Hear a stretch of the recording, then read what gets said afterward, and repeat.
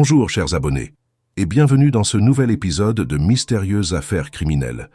Aujourd'hui, je vous invite à plonger dans une affaire à glacer le sang, celle d'un homme respecté, applaudi, admiré, un journaliste de télévision, figure publique irréprochable, un croyant fervent, un père de famille exemplaire. À l'écran, il prêchait l'intégrité, en coulisses. Il cachait un secret si sombre que personne n'aurait jamais pu l'imaginer. Manipulation, apparence, dissimulation, jusqu'au jour où le vernis s'est craquelé, et quand tout a basculé, c'est le sang qui a coulé. Mais le plus glaçant dans cette histoire, ce n'est pas le crime, c'est le temps. 5 longues années avant que la vérité n'éclate. 5 années où le public a pleuré un héros, sans savoir qui il était vraiment. Alors installez-vous bien, éteignez les lumières si vous l'osez, et laissez-moi vous raconter comment la quête d'une image parfaite a fini en tragédie. N'oubliez pas de vous abonner, de liker cette vidéo et de la partager si vous aimez ce genre de récit sombre mais vrai. Votre soutien est essentiel pour faire vivre cette chaîne et continuer à dévoiler ces histoires cachées derrière les apparences. Et surtout, rappelez-vous ceci, ce ne sont pas toujours les monstres qui font peur. Parfois, ce sont les visages les plus respectés, qui cachent les secrets les plus dangereux. Entrons dans cette affaire, ensemble. Il s'appelait Patrick Warren McRae. Et si vous étiez né dans les années 50 du côté de Richmond, en Virginie, peut-être que vos chemins se seraient croisés. Le 27 août 1956, pour être exact, c'est là que tout a commencé pour lui. Très tôt, Patrick s'est révélé différent, pas forcément bruyant ni exubérant. Non, c'était plutôt le genre à observer en silence, à poser des questions et à écouter les réponses. Il avait ce regard curieux un peu rêveur de ceux qui cherchent à comprendre le monde avant de vouloir le changer. Élevé dans une famille modeste, mais soudée et surtout très croyante, il a grandi avec des valeurs solides, le respect, la parole donnée, et une admiration presque sacrée pour tout ce qui touche à l'image, à la transmission. Patrick, c'était aussi un homme de foi, un vrai. L'Église, pour lui, n'était pas une obligation, c'était un repère, un pilier. Après le lycée, il n'a pas suivi la route des plus pressés. Pas de business, pas d'ingénierie. Lui, il a choisi les sciences humaines. Histoire, précisément. Et c'est à l'université de l'Iowa qu'il a décroché son diplôme. Probablement autour de 1978. Et là, les choses ont commencé à s'accélérer. Passionné de culture, de médias et du pouvoir que peut avoir une simple information, il s'est naturellement tourné vers le monde de l'audiovisuel. Direction Des Moines, la capitale de l'Iowa. Là-bas, Patrick a réussi ce que beaucoup rêvent de faire, mais que si peu osent vraiment tenter. Il est devenu une figure de la télévision locale, un journaliste respecté, une réussite qui ne doit rien au hasard. Ses proches l'appelaient Pat, et Pat, il bossait dur. Il a commencé sur la chaîne Iowa TV, un peu dans l'ombre, avant de grimper les échelons pour devenir coordinateur de production vidéo. Ce n'était pas un hasard. Il était méticuleux, discret, méthodique, un passionné, mais pas du genre à chercher la lumière. Il préférait la projeter sur les autres. Et ce qu'il créait, c'était utile, éducatif, citoyen, engagé. Mais Patrick, ce n'était pas qu'un homme de carrière.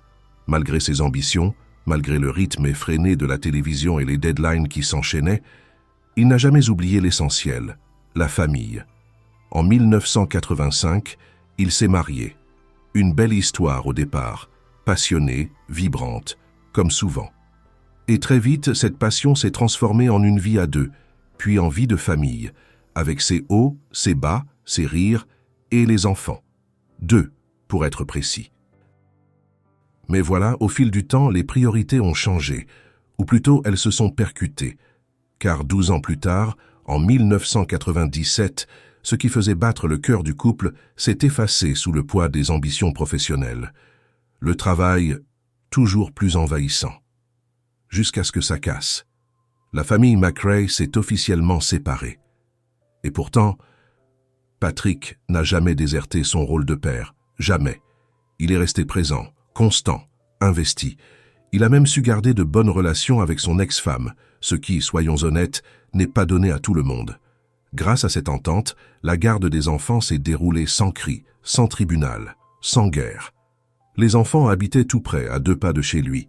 Ils venaient presque tous les jours. C'était devenu une habitude, un fil invisible mais solide entre eux. Et malgré ses horaires chargés, Patrick n'en manquait pas une. Match de foot, compétition scolaire, et le week-end, c'était sacré. Ciné, petit resto ou café en famille, toujours. Alors oui, il y avait parfois des désaccords entre les deux ex. Normal. L'éducation partagée, c'est jamais un long fleuve tranquille, mais il faisait l'effort, toujours, pour les enfants. Pat n'avait peut-être plus de femme, mais il avait un cap, ses enfants. Et ça, il ne l'a jamais perdu. En 1999, Patrick vivait toujours à Des Moines. 43 ans, une routine bien huilée, et ce genre de quotidien qu'on pourrait presque croire éternel. Chaque matin, il passait chercher sa fille cadette pour l'emmener à l'école. Ensuite, direction la station de télévision, où il bossait jusqu'au soir. Et après, il allait voir ses enfants. C'était sacré. Le week-end, consacré à 100% à sa famille. Mais il y a toujours un mais, n'est-ce pas? Le samedi 16 octobre, quelque chose a changé. Dès le matin, son ex-femme a eu un pressentiment. Un de ces petits signaux muets que seule une mère ou une femme qui connaît bien son ancien mari peut percevoir. Patrick ne s'était pas présenté pour voir les enfants. Et ça, ce n'était pas lui, pas son style. Pas une seule fois il n'avait manqué ce rendez-vous. En réalité, plus personne ne l'avait vu depuis le vendredi matin, juste après avoir déposé leur fille à l'école. Depuis, silence radio. Le téléphone ne sonnait plus. Son répondeur restait désespérément muet. Et le week-end a filé, sans aucune nouvelle. Ce n'était pas un simple oubli, ce n'était pas normal. Le lundi matin, il n'était ni à la grille de l'école, ni dans les bureaux de la chaîne. Là, l'inquiétude a changé de visage. Elle est devenue panique. Son ex-femme a suivi son instinct. Et cet instinct-là, il avait quelque chose de glaçant. Elle a décidé d'aller chez lui. Et dès qu'elle est arrivée, un détail l'a frappé en plein cœur. La voiture de Patrick était garée dans l'allée, immobile, comme si le temps s'était figé. Elle a frappé à la porte. 1 fois, 2 fois. Silence. Alors elle a sorti le double de clé, celui qu'il lui avait laissé, au cas où. Elle a tourné la serrure, et en ouvrant la porte, elle a plongé dans l'horreur. Patrick était là, étendu au sol à quelques pas de l'entrée. Il baignait dans une mare de sang. Son corps avait déjà commencé à se décomposer. Et cette odeur implacable, métallique, presque animale, ne laissait aucun doute. Il était là depuis plusieurs jours. Des éclaboussures de sang couvraient les murs, le sol. Certaines traînées menaient jusqu'au salon. La scène n'avait rien d'un simple accident. C'était un carnage. Terrifiée, elle a composé le numéro des urgences. La police est arrivée rapidement. Et tout le quartier a basculé. Des Moines, ville tranquille, sans histoire, s'est réveillé ce matin-là avec le visage figé de l'horreur. Un meurtre, violent, sanglant, et pas n'importe qui. Un journaliste télé respecté, adoré, connu de tous. Les médias locaux se sont emparés de l'affaire. Les chaînes en ont parlé. Les journaux ont titré en gras. Mais une question brûlait toutes les lèvres. Une seule. Qu'est-ce qui s'est réellement passé chez Patrick McRae? En examinant la scène, les enquêteurs ont rapidement dressé un premier scénario. L'agression avait commencé dans le salon. Patrick s'était battu. Il avait essayé de fuir, de ramper, jusqu'au couloir. Il était à quelques mètres de la sortie quand il s'est effondré, poignardé à plusieurs reprises. Une hémorragie massive. Il avait perdu beaucoup trop de sang, beaucoup trop vite. D'après les constatations, il aurait perdu connaissance en quelques minutes et n'aurait pas survécu bien longtemps. Mais il y a un détail qui intrigue encore aujourd'hui. Aucun couteau. Aucun. L'arme du crime avait disparu. Et là, le mystère ne faisait que commencer. Quand les enquêteurs ont commencé à explorer la maison, ce qu'ils ont découvert n'a fait qu'épaissir le mystère. Des traces de sang, partout, des gouttes, des éclaboussures, des traînées. Et toutes menaient au même endroit, la salle de bain. Comme si, après avoir tué, l'agresseur avait pris le temps de se laver les mains, se rincer, se nettoyer. Le lavabo était couvert de marques rougeâtres, diluées, des traces mal effacées, un nettoyage bâclé, à la hâte, comme s'il ne savait plus très bien ce qu'il faisait. Et ensuite, le tueur ne s'est pas enfui. Non, Il est revenu. Dans le salon, dans le couloir. Il a tourné, fouillé, cherché quelque chose. Parce que oui, plusieurs objets avaient disparu. Des objets très spécifiques. L'ex-femme de Patrick l'a tout de suite remarqué. Une statue en verre qu'il aimait beaucoup, envolée. Et dans le dressing, plusieurs chemises de grande marque avaient disparu aussi. Des vêtements. Mais attention, pas n'importe lesquels. Pas tout. Le plus étrange, c'est ce qui n'avait pas été volé. Des objets de valeur, des bijoux, du matériel. Tout était resté intact, intouché. Alors on se pose la question, quel genre de voleur repart avec des chemises et une statue, mais laisse l'électronique, l'argent, les choses faciles à revendre? Et ce n'est pas fini.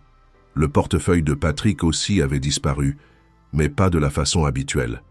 Non, il était dans la poche arrière de son jean, et cette poche-là avait été carrément découpée. Au couteau. Pourquoi ce geste? Pourquoi prendre le temps de trancher le tissu alors qu'il suffisait de glisser une main dans la poche? Un message? Une obsession? Ou une signature? Et il y avait plus. Des affaires sorties des placards, des vêtements jetés au sol, éparpillés dans toute la maison, comme si quelqu'un fouillait, précisément, furtivement, frénétiquement. Face à ce chaos, les enquêteurs ont d'abord penché pour un cambriolage. C'était l'hypothèse logique, la plus rationnelle, mais quelque chose n'allait pas. Tout était trop désordonné, trop confus. Un cambriolage, oui, mais mal exécuté, brouillon, impulsif, comme si l'agresseur était ailleurs. Sous l'emprise de quelque chose, drogue, alcool, colère, et puis un détail glaçant. Rien n'indiquait une effraction. Les fenêtres, fermées, intactes. La porte d'entrée, verrouillée. Aucune serrure fracturée. Aucun carreau brisé. Et pourtant, les traces de sang menaient droit vers cette porte.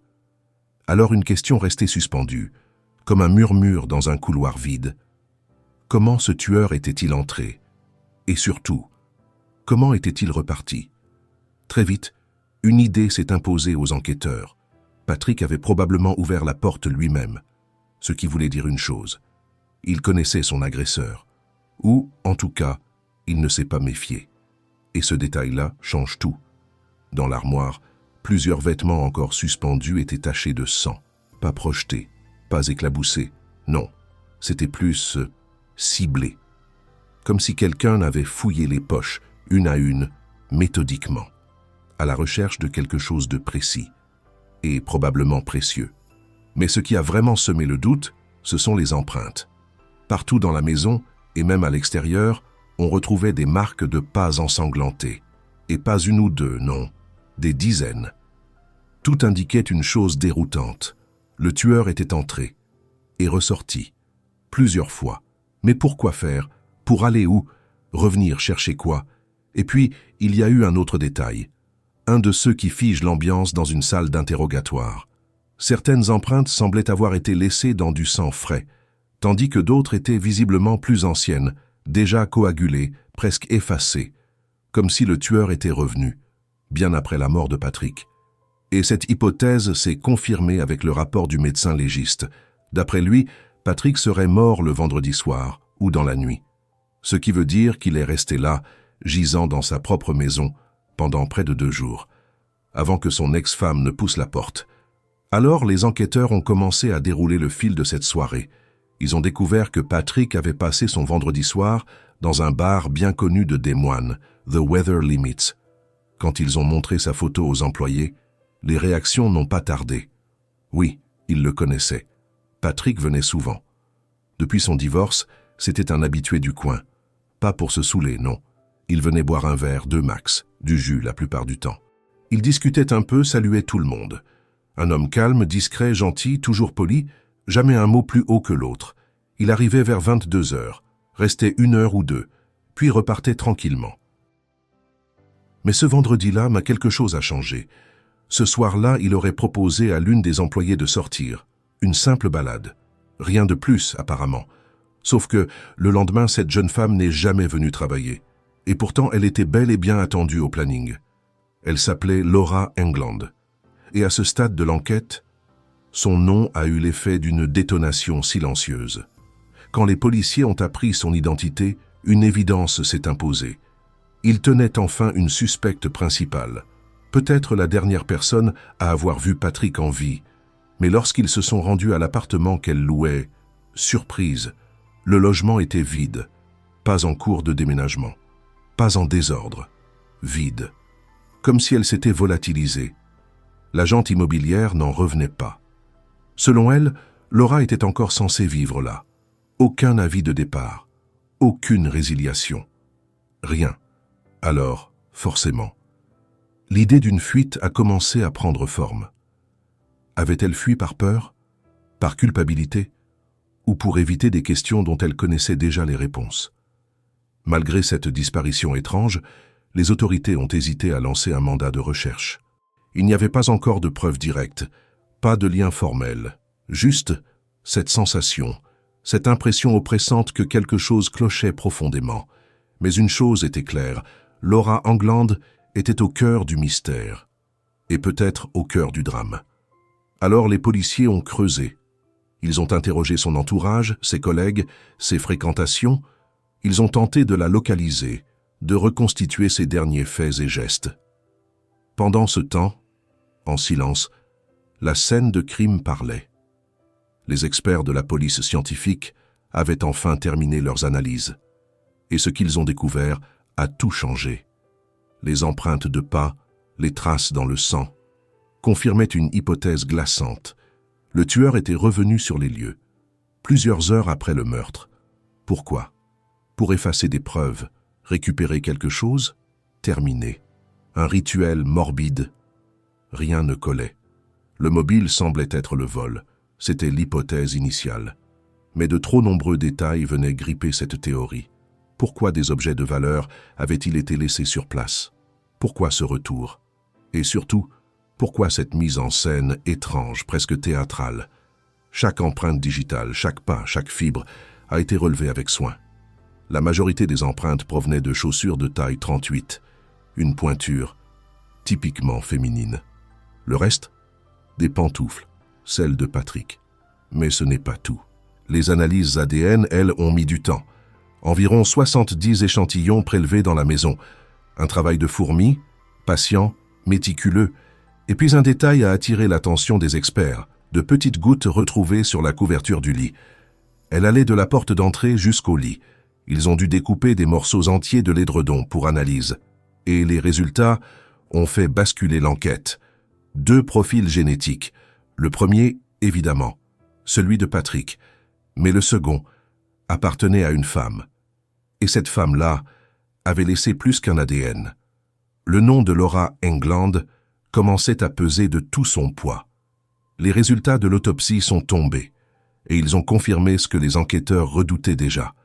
Patrick McRae était mort poignardé, plusieurs coups, violents, ciblés, et surtout répétés. La majorité des blessures étaient concentrées sur le thorax et le cou. Le médecin légiste a parlé d'une hémorragie massive, une attaque brutale, rapide, probablement inattendue. Patrick s'était défendu, c'est évident. Il y avait des traces de lutte, des blessures sur les avant-bras, sur les mains, sur les doigts. Des marques qui racontaient une résistance désespérée. Mais la surprise avait été trop forte. L'agresseur trop rapide. Et Patrick, malgré son courage, n'a pas pu s'en sortir. Un détail troublant est ressorti de ce rapport. On avait retrouvé 2 types de sang sur la scène. Celui de Patrick, bien sûr, mais aussi celui de l'agresseur. Et ça veut dire une chose. Lorsqu'on poignarde quelqu'un avec une lame, surtout avec rage ou précipitation, il arrive que la main glisse sur le manche. Et là, c'est la lame elle-même qui tranche. La peau, la paume, les doigts. C'est net, profond, incontrôlable. Des blessures que personne ne peut dissimuler facilement. Alors la piste devenait encore plus crédible. Si le tueur avait saigné, il ne pouvait pas passer inaperçu très longtemps. Et justement, après 24 heures de recherche, les enquêteurs ont enfin remis la main sur Laura England. Elle était là, vivante, calme, et avec une explication toute prête. Si elle n'était pas venue bosser le samedi, c'est parce qu'elle avait terminé très tard le vendredi soir, trop fatiguée, soi-disant. Le lendemain, elle s'était sentie mal, elle avait préféré se reposer. Rien de plus. Et pourquoi son appartement était-il vide? Là aussi, réponse immédiate, elle était partie pour une prestation privée, une fête en dehors de la ville. Le lundi, elle n'était rentrée que très tard dans la soirée. Des explications simples. Trop simples? En tout cas, la police tenait enfin l'occasion de lui parler. Face à face, l'entretien tant attendu. Mais dès les premières minutes, toutes leurs attentes se sont effondrées. La première chose que les détectives ont remarquée, c'était l'absence de blessures visibles sur les paumes de Laura. Aucune coupure, aucune cicatrice fraîche. Mais cela ne prouvait pas pour autant qu'elle n'avait pas été blessée autrement. Malgré cela, Laura s'est montrée très coopérative. Elle a accepté sans hésiter de fournir des échantillons d'ADN immédiatement envoyés en laboratoire pour comparaison. En attendant les résultats, les enquêteurs ont procédé à son interpellation temporaire et l'ont longuement interrogée. Laura a alors livré sa version des faits. Selon elle, elle ne s'était jamais rendue chez Patrick, jamais mis les pieds chez lui. Il ne s'était même jamais fréquenté en dehors du bar. Juste quelques mots échangés pendant le service. Rien de plus. Mais malgré ce discours bien rodé, elle restait la principale suspecte. Du moins, jusqu'à ce que les résultats tombent. Le verdict des laboratoires ADN a tout changé. Le profil génétique retrouvé sur la couverture du lit ne correspondait pas du tout à celui de Laura England. Autrement dit, cette femme qu'il traquait, soupçonnait, pressait depuis des jours, n'était pas celle qu'il cherchait. Et là, tout s'est effondré. Il a fallu rayer son nom de la liste des suspects, repartir de zéro. Mais une fois ce choc encaissé, les enquêteurs se sont tournés vers une autre piste. Quelqu'un dont le témoignage initial semblait un peu flou, le manager du bar. Ils sont donc retournés le voir, et cette fois, il a craqué. Il a admis qu'il avait peut-être confondu. Pourquoi? Parce que son bar n'était pas tout à fait ce qu'on croyait. The Weather Limits. C'était aussi un club de striptease, un établissement où les danseuses portaient des perruques, changeaient de maquillage, modifiaient leur apparence à chaque prestation. Et sous les néons, les projecteurs, les effets de lumière, même lui avait parfois du mal à les reconnaître. Alors cette femme vue avec Patrick, ce n'était peut-être pas Laura, mais une autre danseuse. Le problème? Il y en avait plusieurs. Et dans ce milieu, les identités sont parfois floues, flottantes, volontairement camouflées. Alors laquelle était-ce? Et surtout, pourquoi Patrick McRae, un journaliste télé pieux, respecté, presque irréprochable, se rendait-il dans ce genre de club, sous les radars, loin des projecteurs? Une double vie? Une faiblesse cachée? Un secret? En tout cas, une chose était sûre. Le mystère, lui, venait encore de s'épaissir.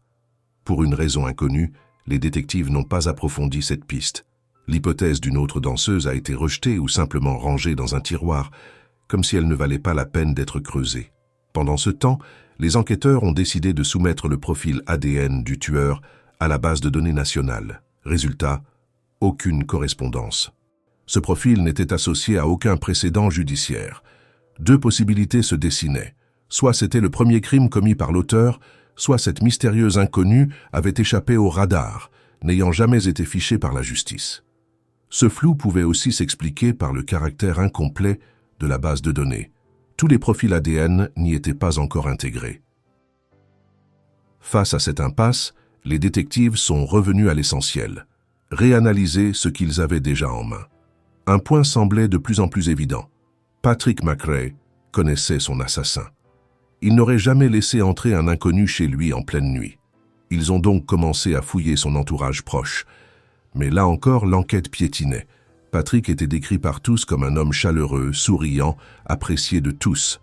Même avec son ex-femme, il avait su maintenir une relation paisible et respectueuse, ce qui n'est pas si courant après une séparation. Son ex-épouse a d'ailleurs vu son propre profil ADN être analysé et aucune correspondance n'a été trouvée avec les traces de sang découvertes sur les lieux du crime. Ni les amis, ni les membres de la famille, personne n'avait la moindre idée de qui aurait pu en vouloir à Patrick. Les enquêteurs ont alors remarqué un détail troublant, des traces de sang sur les rideaux des fenêtres. Ce détail laissait penser que la meurtrière, après avoir tué Patrick, avait regardé dehors, probablement pour s'assurer que personne ne l'avait vu. Cette observation a ravivé une hypothèse. Et si un voisin l'avait effectivement aperçu à travers une fenêtre? La police a donc décidé de réinterroger tous les voisins. Malheureusement, personne ne se souvenait de quoi que ce soit. Aux heures supposées du meurtre, tout le monde dormait. Personne n'avait entendu de bruit suspect. Aucun cri, aucun choc, rien. Mais un élément revenait sans cesse dans l'esprit des détectives, les 2 séries d'empreintes sanglantes. Les premières avaient été laissées juste après le meurtre, avec du sang encore frais. Les secondes, elles, avaient été déposées plusieurs heures plus tard, par une personne revenue sur les lieux. C'était étrange, très étrange. En général, quand un meurtrier retourne sur une scène de crime, c'est rapidement, presque aussitôt, pas des heures plus tard.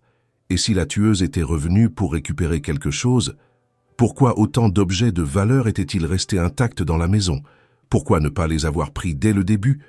Tout cela donnait une impression de comportement impulsif, désorganisé, presque amateur. Les enquêteurs ont même passé au peigne fin les registres des prêteurs sur gage de la région, mais sans succès. Rien ne semblait avoir été revendu. C'était comme si le crime avait été commis par quelqu'un d'inexpérimenté, désordonné, mais qui avait tout de même réussi à échapper à la capture. La police a alors relancé l'examen de tout l'entourage de Patrick.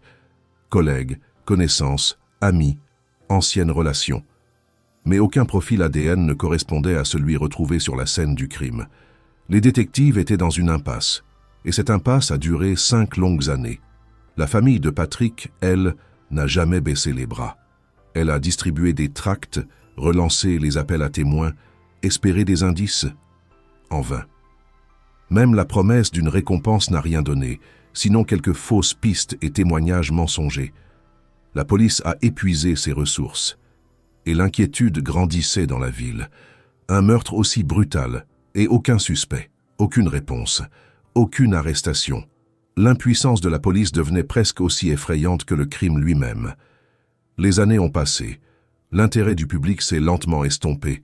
Seuls les proches de Patrick ne lâchaient rien, déterminés à obtenir justice. Puis 5 ans plus tard, un appel inattendu a tout changé.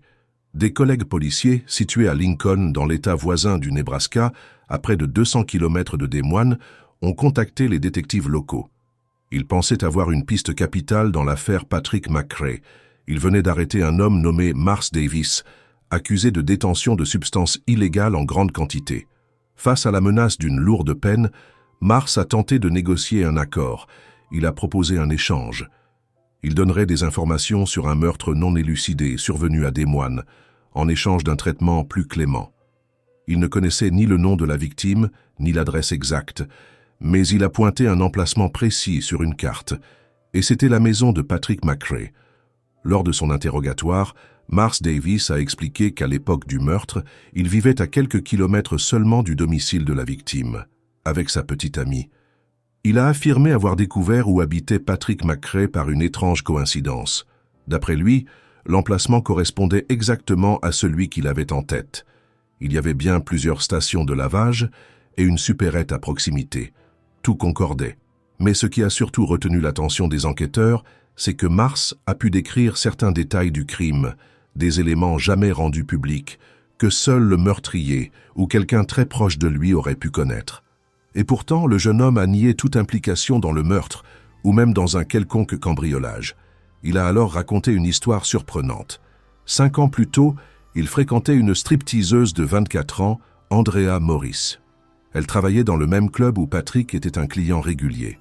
Mars la décrivait comme très belle, séduisante, un peu étrange parfois, mais globalement normale. Du moins, jusqu'à ce fameux vendredi 16 octobre 1999. À cette époque, les compagnons des danseuses n'étaient pas autorisés à entrer dans le club. Malgré cela, Mars accompagnait souvent Andrea en voiture, la déposant à l'entrée. Ce soir-là ne faisait pas exception. Comme d'habitude, il est venu la chercher après son service. Mais Andrea lui a expliqué qu'elle ne rentrait pas directement chez elle. Elle avait été engagée pour un show privé chez un client fidèle du club. Elle ne lui a pas donné de nom mais a précisé que l'homme était très riche et travaillait à la télévision. Andrea l'a rassurée. Ce n'était rien de plus qu'une danse privée. Elle ne faisait ça que rarement, mais la rémunération était excellente. Mars, malgré un malaise croissant, a accepté de la conduire à l'adresse qu'elle lui avait donnée. C'était la maison de Patrick McRae. Elle lui avait dit que ça durerait environ 1 heure. Alors Mars est reparti faire un tour en ville, tentant d'éloigner les pensées qui le dérangeaient. Mais à son retour, à l'heure prévue, il a découvert Andrea dans un état qu'il n'oublierait jamais. Elle était couverte de sang. Choqué, il lui a immédiatement demandé ce qu'il s'était passé. Andrea a répondu d'un ton calme. « Ne t'inquiète pas, j'ai eu une petite hémorragie nasale pendant le show. » Elle affirmait que ce n'était qu'un accident et lui a demandé de ne pas poser de questions, de ne surtout pas aller voir dans la maison et de ne parler de ça à personne. Mais Mars ne pouvait s'empêcher de remarquer à quel point la scène ne collait pas à son explication. Il connaissait les saignements de nez, ça laisse des taches, des gouttes, pas ce qu'il voyait là. Le visage d'Andrea était intact, aucun coup, aucune marque. Et pourtant, il y avait du sang partout, sur ses vêtements, dans ses cheveux, jusque sur sa peau. Il l'a conduite chez eux. Mais même sur le trajet, son esprit tournait en boucle. Il continuait à poser des questions. Une fois arrivé à l'appartement, Andrea est allé directement sous la douche. Mars a alors aperçu ses chaussures et la panique l'a gagné. La semelle était trempée de sang et laissait des empreintes identiques à celles retrouvées sur la scène du crime. Pour la première fois, Mars s'est demandé si le célèbre animateur télé était encore en vie. Le petit ami d'Andrea, bouleversé, a tenté de comprendre ce qui s'était vraiment passé ce soir-là. Il a feint la colère, a menacé d'aller s'occuper de ce client soi-disant violent. Il répétait qu'il fallait prévenir la police, que cet homme avait agressé sa copine. Mais au lieu de se réjouir de son soutien, Andrea a paniqué. Et c'est à ce moment-là qu'elle a craqué, elle l'a calmé, puis a raconté toute la vérité. D'une voix posée, presque détachée, elle a expliqué qu'elle avait attaqué le client avec un couteau, après avoir entendu des voix dans sa tête lui ordonnant de le faire. Elle a décrit la scène avec précision. Elle avait pris un couteau, s'était ruée sur l'homme, l'avait frappé encore et encore, jusqu'à ce qu'il s'effondre à ses pieds, à bout de force. Alors qu'il agonisait, étouffait, émettait ses derniers râles, elle s'était emparée du premier objet à portée de main, puis avait fui la maison. Quand Mars l'avait retrouvée devant la maison, elle lui avait raconté tout cela sans trembler, comme si elle évoquait un banal incident. Lui était resté sans voix, incapable de formuler la moindre réponse. C'était trop irréel pour être vrai. Il avait préféré croire, puis tout enfouir au fond de lui comme un mauvais rêve. Mais le cauchemar ne faisait que commencer. Quelques heures plus tard, Andrea s'est réveillée en panique. Elle venait de se souvenir qu'elle avait oublié son portefeuille dans la maison de Patrick McRae. Alors, elle a supplié Mars de l'y ramener pour qu'elle puisse récupérer ses affaires. Et comme une forme de remerciement, elle lui a offert quelques chemises coûteuses qu'elle avait prises dans le dressing du défunt. Mars les a portées plus tard. Puis, ils sont allés ensemble dans une station de lavage, au milieu de la nuit, pour nettoyer soigneusement la voiture. Tous ces détails, précis et cohérents, ont convaincu les enquêteurs. Mars disait la vérité. La scène décrite, le retour sur les lieux du crime plusieurs heures après les faits, le vol des chemises de marque, le comportement désordonné, n'avaient jamais été dévoilés au public. Ces informations ne pouvaient venir que d'un témoin direct ou de l'auteur des faits. Par précaution, les policiers ont tout de même prélevé un échantillon ADN de Mars Davis et l'ont comparé aux traces retrouvées dans la maison de Patrick. Aucun match. Cela n'écartait pas totalement sa complicité, mais rien ne prouvait qu'il avait participé au meurtre ou même au vol. Il aurait pu tout simplement se taire pendant 5 ans pour ne pas se compromettre. Dans tous les cas, son témoignage valait une réduction de peine, comme promis, même s'il restait quelques zones d'ombre comme le lavage du véhicule au beau milieu de la nuit. Quant à Andrea Morris, il fallait maintenant la retrouver et l'arrêter. Mars n'avait aucune idée de l'endroit où elle vivait maintenant. Peu après ces événements, ils s'étaient séparés et n'avaient plus jamais repris contact. Les autorités ont alors lancé un avis de recherche officiel. En enquêtant sur sa trace, ils ont découvert qu'Andrea avait quitté l'État et ne vivait plus dans l'Iowa. En consultant les bases de données pénitentiaires, ils ont rapidement appris que la jeune femme avait été récemment libérée d'une prison du Nebraska, où elle avait purgé 2 ans pour détention de stupéfiants. Fait important, tous les États américains ne recueille pas systématiquement les profils ADN des détenus libérés. Mais le Nebraska, lui, le faisait. Problème, ces profils n'étaient pas toujours intégrés immédiatement dans la base de données nationale. C'est pourquoi Andrea n'avait jamais été identifiée plus tôt.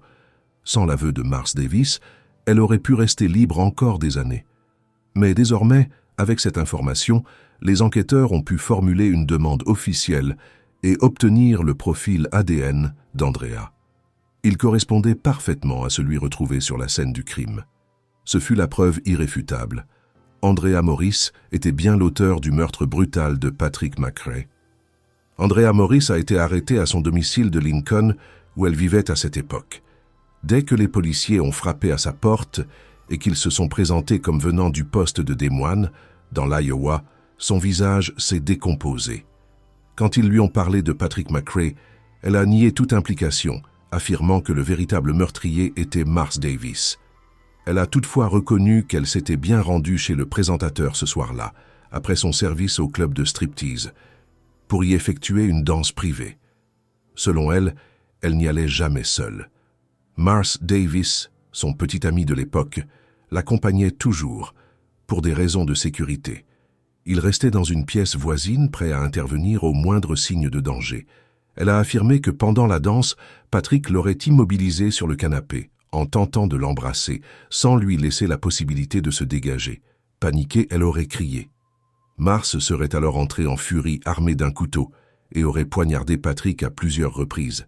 Mais dès le début, cette version a semblé bancale. Sur les lieux du crime, les enquêteurs avaient retrouvé des empreintes ensanglantées de chaussures taille 38, la pointure exacte d'Andrea Morris. Or, Mars Davis était beaucoup plus grand et portait du 43. Aucune trace de pas correspondant à sa taille n'avait été retrouvée dans la maison. Même si l'on pouvait envisager que Mars ait été présent dans la maison, rien ne prouvait qu'il avait participé à l'attaque. Aucune goutte de sang, aucune empreinte, aucun indice matériel. Les enquêteurs envisageaient toujours la possibilité que Mars ait été complice, peut-être en tant que chauffeur ou planificateur. Mais comme l'a souligné le procureur, un accord est un accord. Andrea, elle, restait la principale responsable. Tout portait à croire qu'elle était venue chez Patrick avec une intention délibérée. Peut-être espérait-elle simplement de l'argent facile, mais quelque chose avait déraillé. Elle s'était rapprochée de lui, avait attendu le bon moment, puis avait sorti un couteau et frappé à plusieurs reprises. Patrick avait reçu 6 coups de couteau, principalement à la poitrine et au cou. Il avait tenté de se défendre en se couvrant les bras, mais le sang qu'il perdait l'avait affaibli. Il avait essayé de fuir dans le couloir, mais s'était effondré avant d'atteindre la porte. Alors qu'il respirait encore, Andrea lui avait volé son portefeuille, ainsi que les clés de la maison, avant de s'enfuir. Un détail a particulièrement intrigué les enquêteurs. Pourquoi avait-elle pris les clés? Avait-elle prévu de revenir? Elle ne pouvait pas quitter la maison sans que quelqu'un l'aide à l'extérieur. C'est ce qui expliquerait pourquoi elle a traversé la chambre de Patrick, pour regarder par la fenêtre si la voiture de Mars était arrivée. C'est précisément à ce moment-là qu'elle aurait écarté le rideau, laissant des traces de sang sur le tissu. Le seul point véridique de son témoignage, c'était la danse privée. Andrea a raconté aux enquêteurs qu'elle était une cliente régulière de Patrick, une habituée. Elle se rendait chez lui pour des danses privées, et à la fin, ça ne s'arrêtait pas là. Leur arrangement était clair, une danse, puis du sexe, en échange d'argent. Mais selon elle, Patrick n'était pas un client ordinaire. Il la poussait vers des pratiques sexuelles de plus en plus dérangeantes, des choses qu'elle acceptait, pas par envie, par besoin, pour l'argent. Le soir du 16 octobre 1999, elle s'était rendue chez lui comme d'habitude. Danse privée, rapport sexuel, et cette fois encore, Patrick avait exigé quelque chose de plus. Il lui avait demandé de le faire par derrière. Elle avait hésité, puis elle avait accepté. Mais à une condition, être payée davantage. Ils ont terminé l'acte. Elle s'est rhabillée. Elle a tendu la main. Mais Patrick ne lui a rien donné, pas un centime. Alors, elle l'a menacé. Elle a dit qu'elle allait tout raconter, qu'elle allait révéler sa petite vie secrète, ses penchants, ses pratiques. Elle allait tout balancer. Et c'est à ce moment-là que tout a dégénéré. Andrea n'était pas la seule. D'autres filles, d'autres danseuses de ce club, qui n'étaient rien d'autre qu'un striptease clandestin maquillé en bar, ont parlé elles aussi. Elles connaissaient Patrick. Très bien. Trop bien. Elles ont raconté sans surprise les mêmes choses. Patrick avait des goûts particuliers. Il ne s'en cachait même pas. Il appelait ça son péché mignon. Toujours les mêmes demandes. Toujours le même regard.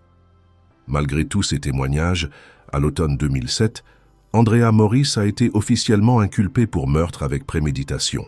Elle a refusé de plaider coupable, clamant toujours son innocence. L'arme du crime n'a jamais été retrouvée, ce qui aurait pu apporter des éclaircissements supplémentaires. Mais les preuves ADN, les empreintes, le témoignage de Mars et les éléments matériels ont suffi. Le jury a cru à la version de l'accusation. Andrea Morris a été condamnée à la réclusion criminelle à perpétuité, sans possibilité de libération conditionnelle. Son avocat a tenté de plaider la démence temporaire, évoquant les voix dans sa tête. Il a également présenté des preuves que, durant la période du crime, elle consommait des substances illégales. Mais cette défense n'a pas convaincu le tribunal. Les actes réfléchis d'Andrea après le meurtre, récupérer les clés, retourner sur les lieux, laver la voiture, ont détruit toute crédibilité de cette ligne de défense. De plus, Mars Davis a témoigné qu'elle était calme, lucide et parfaitement rationnelle ce soir-là. Il n'avait vu aucun signe de désorientation ou de crise psychotique. L'histoire ne s'est pas arrêtée là. Son avocat a multiplié les appels, espérant un aménagement de peine. Dans les premières années de sa détention, plusieurs recours ont été déposés, Andrea maintenant sa position d'innocente. Mais en 2013, elle a retiré ses appels et a finalement avoué. Elle a plaidé coupable de meurtre au second degré, coups et blessures intentionnelles, et vol qualifié. En échange, sa peine a été commuée. Elle ne purgera plus une perpétuité sans remise de peine, mais 70 ans de prison avec possibilité de libération conditionnelle. En 2014, une nouvelle tentative d'appel a été déposée pour obtenir un nouveau procès. Mais le juge a rejeté la demande. Andrea Morris est toujours derrière les barreaux. C'est ainsi que se termine cette triste affaire. Partagez votre avis en commentaire. Laissez un like si cette histoire vous a touché. Et surtout, n'oubliez pas de vous abonner et d'activer la cloche pour ne rien manquer. Merci pour votre attention.